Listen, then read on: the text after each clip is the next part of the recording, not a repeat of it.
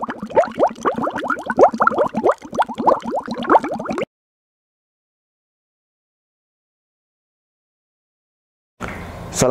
warahmatullahi wabarakatuh, teman-teman sahabat holistik. Kita kembali membahas di sesi ini adalah pertanyaan kelima, bagaimana pembagian iklim di Indonesia, kemudian pengaruhnya terhadap kesehatan. Kita paham bahwa kita berada di daerah khatulistiwa, iklimnya cuma dua, yaitu musim penghujan dan musim kemarau, cuma dua. Bukan 4 musim sebagaimana di Eropa atau di Cina atau Jepang itu ada 4 musim itu, tapi kita cuma 2 musim. Kebetulan kita memang tinggal di sini dengan 2 musim. Maka yang kita bahas adalah musim yang dua ini. Sebenarnya persoalan itu hanya dari dua, dari dingin, musim hujan, kemudian musim panas. Nanti dingin ini menjadi dingin, lebih dingin lagi menjadi musim salju. Yang panas itu menjadi nanti musim panas ini musim semi, nanti ada musim kering, ya, musim kering. Jadi perubahan aja sebenarnya, perubahan kualitas, kualitas ya, kualitas atau kuantitas itu mempengaruhi kepada perubahan pergeseran yang lebih. Nah, kita lihat ke Indonesia. Indonesia merupakan negara khatulistiwa yang kemudian Allah anugerahkan menjadi satu tempat yang luar biasa dan menyenangkan, itu dengan 2 musim ini. Maka penyakitnya ini ya kalau nggak dingin, di musim dingin angin dingin, ya musim panas angin panas, 2 ini. Nah, yang perlu diperhatikan adalah perubahan.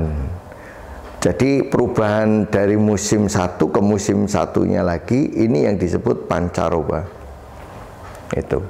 Jadi pancaroba itu kalau kemudian dia mengacu kepada apa yang disampaikan di Ibnu Qayyim bahwa ada musim penggali kubur. Nah, musim penggali kubur itu di musim pancaroba ini, 2 pancaroba, dari musim hujan menuju kemudian musim panas, dari musim panas kepada musim hujan. Nah, perubahan ini akan menyebabkan terjadinya kekacauan situasi. Disitulah munculnya ketika perubahan tekanan ini dari tekanan rendah menuju tekanan yang tinggi, ada perubahan ini dengan maksimal perubahan, maka akan menghasilkan satu angin. Yang kedua kelembapan. Maka musim panas menuju kepada musim dingin akan menghasilkan angin dingin kering. Angin dingin kering. Ini musim berdiding. Orang musim berdiding itu hawanya sangat dingin, tapi kalau siang sangat kering dan panas. Karena musim panas. Musim panas, hawa dingin itu sudah, butir-butir air itu sudah dibawa oleh angin masuk kepada wilayah Indonesia, tetapi belum menjadi hujan, sehingga menyebabkan angin yang berembus itu sangat dingin, tetapi musimnya kemarau. Nah, ini yang namanya mendiding. Maka pada musim ini banyak yang tidak kuat, terutama anak kecil, ibu habis melahirkan, fisiknya lemah, orang yang sakit kronis, itu kemudian orang tua. Nah, ini banyak pertumbangan, akhirnya meninggal. Maka coba kalau Anda mau memperhatikan, banyaknya orang meninggal ini biasanya di musim ini. Maka disebut musimnya penggali kubur. Itu. Nah, banyak kemudian orang meninggal, mungkin berderet, habis hari ini, hari besoknya siapa, itu pengumuman di ini. Kalau jenengan mau perhatikan dari tahun ke tahun, nanti ketemu perubahan ini. Nah, kemudian kalau musim hujan menuju ke musim kemarau, musimnya masih hujan, hujan masih turun, tapi hawa panas juga sudah masuk. Jadi hujan sering, kadang-kadang muncul hujan secara tidak rata, misalnya kadang siang, kadang sore, itu kadang 2 hari sekali, itu sudah terjadi mau perubahan ke musim kemarau. Kalau hujan hawanya dingin, tapi ada hawa panas masuk. Itu. Nah, ini anginnya juga kencang. Maka kalau Anda lihat angin, musim berangin, di mana nelayan biasanya tidak melaut, itu musim perubahan ini. Maka tanda perubahan itu satu, perubahan dari tekanan besar kepada tekanan yang sangat rendah adalah angin yang, maka muncul angin puting beliung. Kalau dia musim hujan atau musim hujan berangin. Kalau dia musim kemarau menuju ke musim hujan, anginnya angin kencang puting beliung tapi tanpa hujan.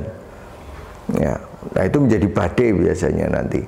Nah, kalau ini dengan hujan yang lebat kemudian disertai angin. Nah, ini musim hujan menuju kepada musim kemarau. Nah, ini situasi ini menghasilkan kelembapan tinggi, kemudian penyakit-penyakit lembab banyak muncul, kemudian menyebabkan orang banyak sakit, tidak tahan terhadap perubahan ini. Nah, kemudian yang lemah-lemah Allah wafatkan di saat itu. Nah, itu akhirnya menjadi gambaran musimnya penggali kubur. Nanti ada musim lagi, musim penggali kubur yang lebih kuat lagi, itu masa 3-5 tahunan, yaitu dari masa ketika matahari dan bumi itu menjadi paling jauh, jaraknya paling jauh. Jadi matahari dengan bumi itu jaraknya paling jauh, sehingga bumi itu tidak mendapatkan kehangatan dari matahari. Maka yang terjadi apa? Dingin. Nah, ini terjadi pada kapan? Musim hujan atau terjadi pada musim kemarau. Nah, kebetulan kalau kita lihat di 1 tahun kemarin saat COVID melonjak tinggi, itu saat musim kemarau, saat matahari dan bumi itu berada di jarak yang paling jauh. Wah, itu banyak yang bertumbangan. Penyakitnya dahak, pekat, kurang darah, angin, dingin, kering, panas itu masuk jadi satu. Nah, ini orang banyak yang nggak kuat kalau tidak memahami konsep ini, terus apa yang harus dikerjakan. Nah, ini yang perlu dipahami. Nah, karena ini siklusnya adalah 3 tahun 5 tahunan, maka pengamatannya itu seumur hidup kita. Saya bisa paham ini ketika sudah berumur, ya, kita sudah berumur sekitar 50 tahunan, berarti kan proses kita melihat itu benar nggak. Jadi ketika Anda menjadi pengobat di usia 20 tahun, 30 tahun, baru ngerti ilmu ini, Anda butuh paling tidak 10 tahun mendatang untuk mengamati ini jarak bumi dan matahari yang paling jauh ini, yang paling ekstrem. Kalau untuk mengamati tentang perubahan cuaca, paling enggak 1-2 tahun ke depan, itu kita bisa mengamati apa yang saya sampaikan ini benar enggak gitu. Coba lihat di data-data secara keilmuan tentang masalah perubahan cuaca, nanti jenengan akan paham betul itu persoalan ini. Karena saya belajarnya juga dari sana, kemudian saya hubungkan dengan penyakit yang ada, kemudian bagaimana meracik obat sesuai dengan kondisi situasi cuaca yang sedang berlangsung. Jadi obatnya itu perubahan cuaca. Jadi obat, kalau cuaca secara umum obatnya ada 4: musim dingin murni, musim panas murni, musim peralihan dari dingin ke panas, musim peralihan dari panas ke dingin. Ini secara umum ada 4. Nanti turunannya, arah penyakitnya di perut, arahnya di atas, arahnya di bawah, itu perubahan-perubahannya itu menjadi banyak sekali. Hanya bisa ketemu bisa puluhan atau ratusan daripada komposisi, disesuaikan dengan kasus yang berlangsung. Jadi fokus kepada persoalan yang sedang dirasakan. Nah, ini harus dipahami. Tidak bisa kita hanya 4 saja kemudian kita jual untuk menyelesaikan semua, tidak bisa. Mesti akan ada detail-detail lagi. Nah, ini yang perlu dipahami tentang perubahan cuaca. Mudah-mudahan apa yang saya sampaikan singkat ini bisa dipahami dan dimengerti, menjadi satu masukan untuk merubah paradigma kita terhadap penyakit. Jadi banyak hal yang harus kita hitung. Kemudian kalau kita jadi pengobat, banyak hal yang kalau kita hitung untuk menerapi seseorang, baik teknik maupun obat atau pola makan yang harus diadviskan kepada pasien kita. Insya Allah demikian. Assalamualaikum warahmatullahi wabarakatuh.